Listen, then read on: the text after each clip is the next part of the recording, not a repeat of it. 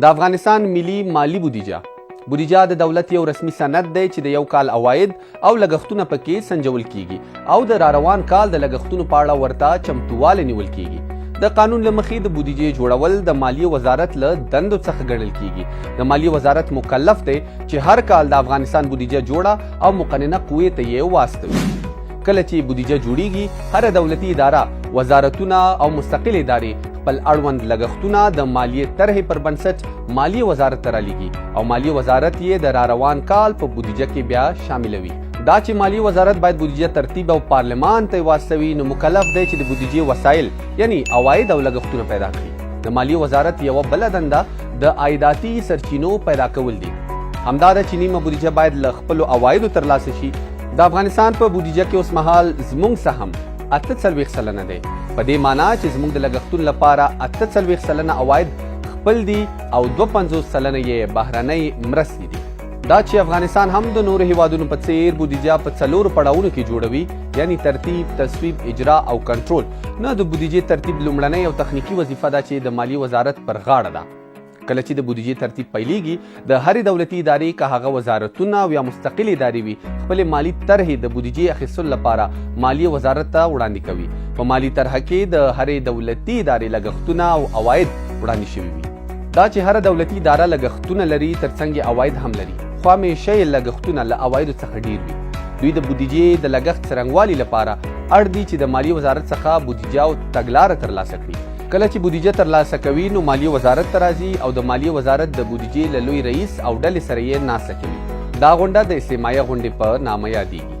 په استماعیه غونډه کې د بودیجې د ترتیب او د خپل ادارې د لګښت په اړه هر وزارت یا خپلواک اداره نظرونه وړاندې کوي.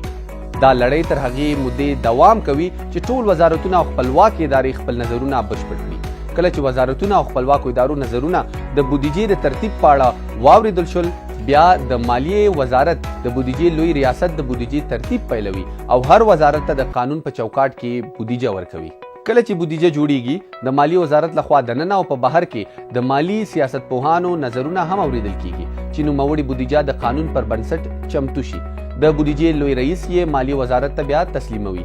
مالیې وزارت په دې کې حق لري چې په بودیجه کې تنقیص راولي. په بودیجه کې تنقیص راوستل بیرته د بودیجې له مجموعي اندازې څخه کمیږي. کله چې بودیجه چمتو شوه د مالیې وزیر له لورې د هیواد کابینې ته وړاندې کیږي. د کابینې په غونډه کې د ولسمشر په ګډون ټول وزیران ونډه اخلي. د مالیې وزیر بیا په دې غونډه کې مکلف دی چې په بودیجه کې رامنځته شوی تنقیص مشخص او په اړه یې کره دلیلونه وړاندې کړي. د پیدا شوي تنقیص په اړه له کره معلوماتو ورکولو وروسته بودیجه د ولسمشر له لوري کتل کیږي او په اړه یې پریکړه کوي. د ولسمشر له مثبت نظر وروسته بودیجه د مالیې وزیر لخوا مقننه قوې ته وړاندې کیږي چې لومړی مشرانو جرګې او ورپسې ولسي جرګې ته ځي. مشرانو جرګه یوازې په بودیجه کې د نظر ورکولو حق لري.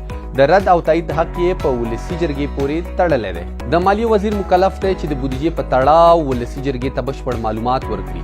له هغه وروسته بودیجه د ولسي جرګې رئیس ته ورکول کیږي او هغه بیا د بودیجې د کمیسیون رئیس ته دنده سپاري چې بودیجه په تخنیکي ډول وڅیړي او بیرته یې راپور رئیس ته تسلیم کړي. له تخنیکي لیدنې وروسته بودیجه د وکیلانو په مخ کې د رای ورکولو لپاره ایښودل کیږي.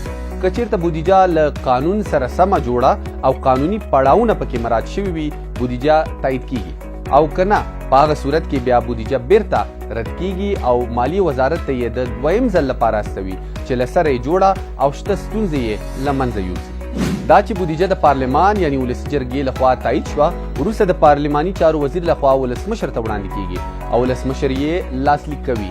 له لاسلیک وروسته بودیجه توشیح او د قانون بڼه غوره کوي او بیا په رسمي جریده کې د نورو قانونونو په څیر خپریږي. د افغانستان د 1400 مالی کال بودیجه د راتلونکي مالی کال ملي بودیجه په طرحه کې د حکومت لومړیتوبونه د اوبو د سرچینو مدیریت، د قانون او پټرولیم سکتور، سیمه‌ییز اتصال، عدلي او قضایي سکتور، د برېښنایي پیژنپاڼو ویش او زیربنایي چارې شاملې دي.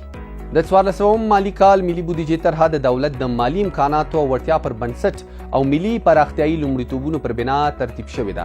د 1400 مالی کال لپاره ټول ملي بودیجه 452.6 میلیارډ افغانۍ تخمین شوې ده.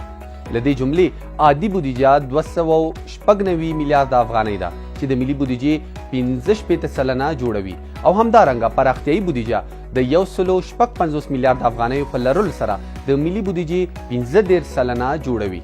په دې بودیجه کې ډیره پاملرنه پراختیایي بودیجې ته شوې ده. که د 1499 مالي کال له پیل سره پرتله شي 11 سلنه زیاتوالی ښیي. د 1400 مالي کال د مالي بودیجې جزئیات په لاندې ډول دي. کورني عواید په ټوله کې 214.15 میلیارد افغانۍ او د ملاتړ یا تمویلونکو مرستې 204 میلیارد افغانۍ دي. د 1400 مالي کال بودیجې لومړیتوبونه: لومړی د اوبو د سرچینو مدیریت 8 میلیارد افغانۍ، د 43 نویو بندونو جوړولو چې د زابل، غزني، لوګر، پکتیا، خوست او پکتیکا ولایتونو د بخش آباد بند، مچغلو، چک ډمونه او د کمال خان او پاشدان بندونو ته پکې لومړیتوب ورکړل شوی دی.